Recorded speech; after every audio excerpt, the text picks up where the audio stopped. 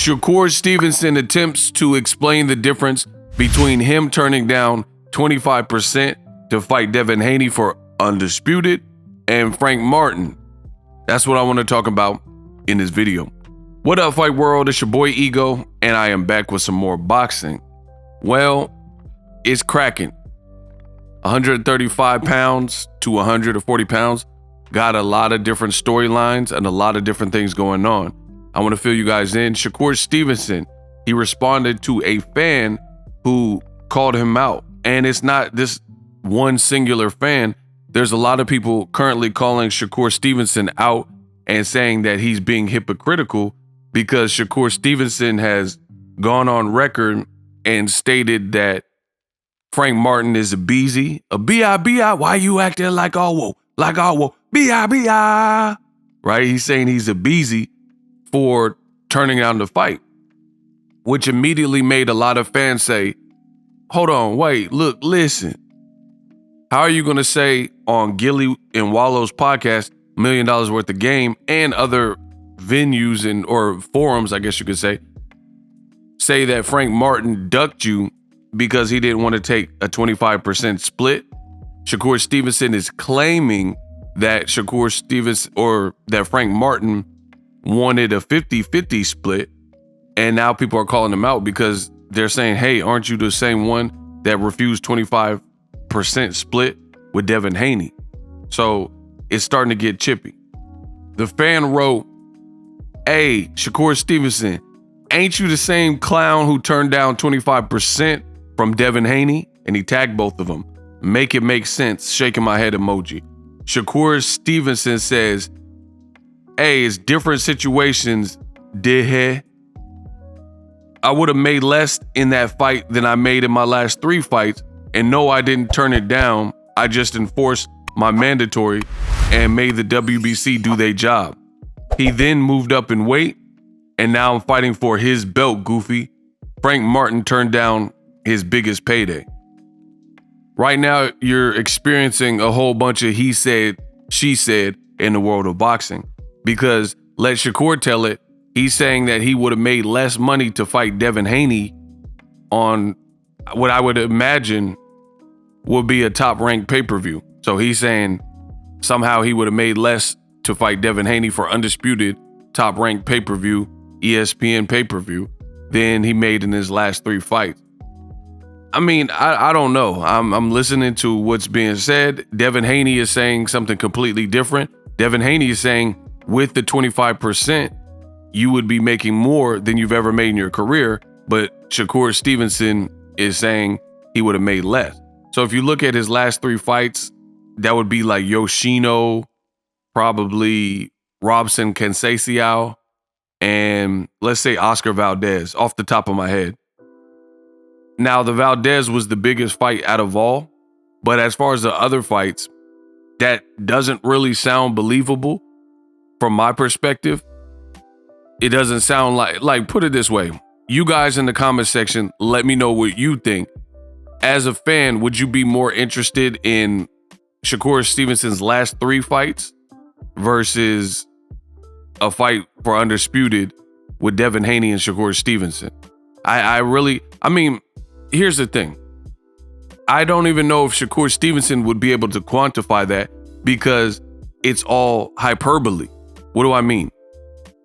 If you put Devin Haney and Shakur Stevenson on pay-per-view, which likely you would have to because of the names, Devin had all the belts at lightweight.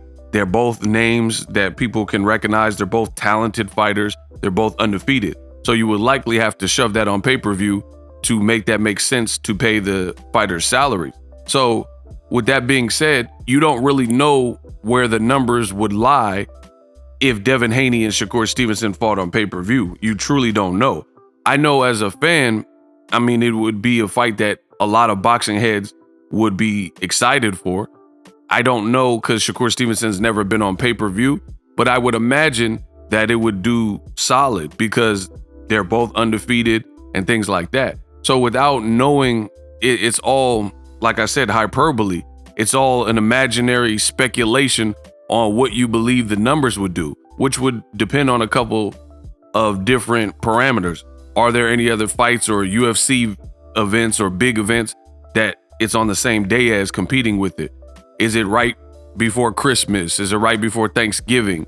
What is the price point for the pay-per-view? So since they're not fighting, you don't know any of these things because Devin Haney and Shakur Stevenson didn't actually successfully negotiate.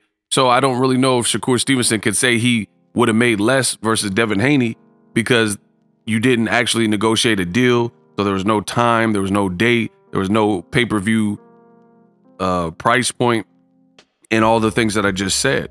So from my perspective, I don't imagine that there would be a bigger interest. Like, why would Top Rank pay him more for a fight with Yoshino than Devin Haney? And if that is the case, then I would be in them Top Rank offices to see why I have a better fight for all the titles and I'm somehow getting paid less money. That really doesn't make sense to me. Devin Haney says it would have been a career high payday for Shakur Stevenson. And here's the problem. It's a lot of he said, she said, because if Shakur Stevenson is getting some unknown wage or more than what's being reported in some of the commission reports, then how can he say that Frank Martin is ducking because of those same type of reports? You don't know how much Frank Martin is making. If you're getting additional monies or something is in your contract where you're getting paid to the point where you're saying, hey, my last 3 fights, I would have made more than 25% to fight Devin, then how can you tell a whole different promotion, which is PBC and Al Heyman, how do you know how much they're paying Frank Martin for fights like Michelle Rivera or an Olympian, Artem Harutyunyan, right? You don't really know their business dealing. And I think that's the big major problem that we're seeing in the world of boxing. You got the fighters who have teams and they're paying teams, but then they're also trying to play the promoter and manage the fights and make the fights on Twitter and things like that. Shakur Stevenson said on $1 Million Worth of Game that he had an exchange and was going over the numbers with Frank Martin in the DMs. Why would the fighter, Shakur Stevenson, be going over numbers with somebody from across the street in a different promoter? That just doesn't seem like the right channel to make a big fight happen and a crossover fight between two people with 2 different networks and 2 different promotions. Like, why are the fighters talking about it in the DMs? And from my experience in boxing, which has been several years, I don't really see those situations being successful when the fighters take it upon themselves, go back and forth and, say this, that, and the third, and go over numbers and slide in the DMs. I mean, how often does that work? We also heard even a boxing promoter say this, which was Eddie Hearn. He said he got in Adrian Broner's DMs or Jamal Charlo sending offers. Why are we in 2023? Why are we DMing offers to fighters? Like, and it's not even the right channels of people. Like, Frank Martin is signed with, I believe, Al Heyman, and he's with Man Down Promotions. So how can the fighters, Frank Martin and Shakur Stevenson, go over numbers by themselves without any kind of lawyer or legal representation? That's what's throwing me with the game. And I think the game is getting weird because the fighters know there's money out there and the fighters want to fight. I get it. But they're also trying to wager and negotiate the deals almost by themselves. And it's just not a successful formula. And if it is a successful formula, then tell me, why are you paying a team if you could do it yourself? Like, if all it takes is for you to slide in the DM, like, I would never, as a YouTuber, I would never pay anybody for something that I can do by myself and I don't need. Like, what's the point of outsourcing or paying for anything if you can easily do it yourself and then cut out the middleman? Then I'm Frank Lucas. I'm American Gangster. You see what I'm saying?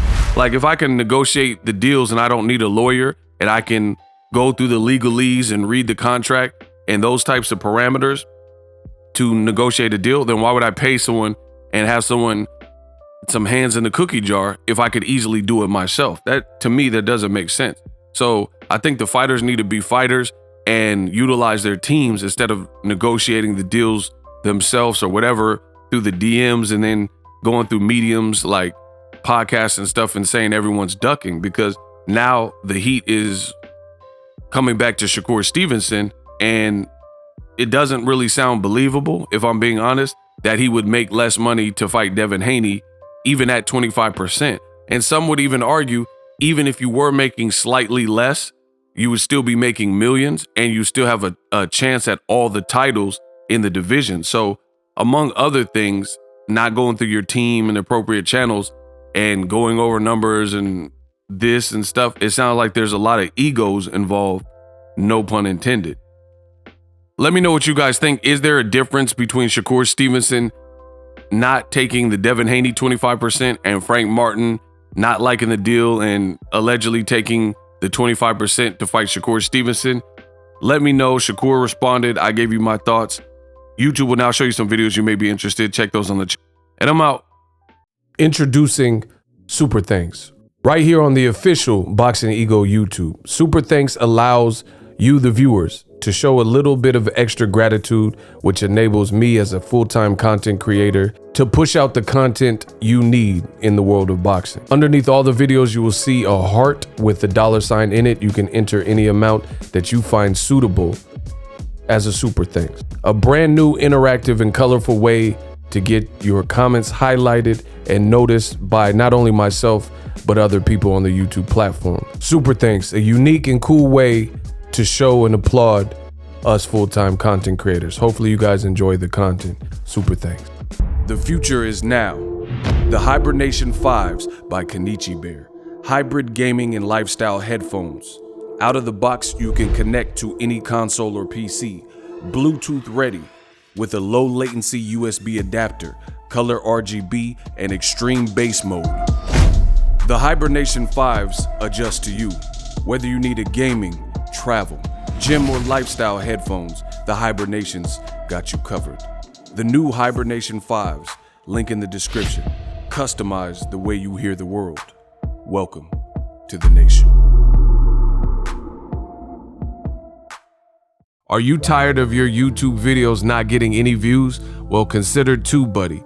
I've used TubeBuddy for years to scale up my YouTube channel. Now we're sitting over 200,000 subscribers. TubeBuddy is a browser extension that offers a ton of built-in productivity and time-saving services to take your channel to the next level. Use my link in the description to get started with TubeBuddy and level up your channel faster. We working.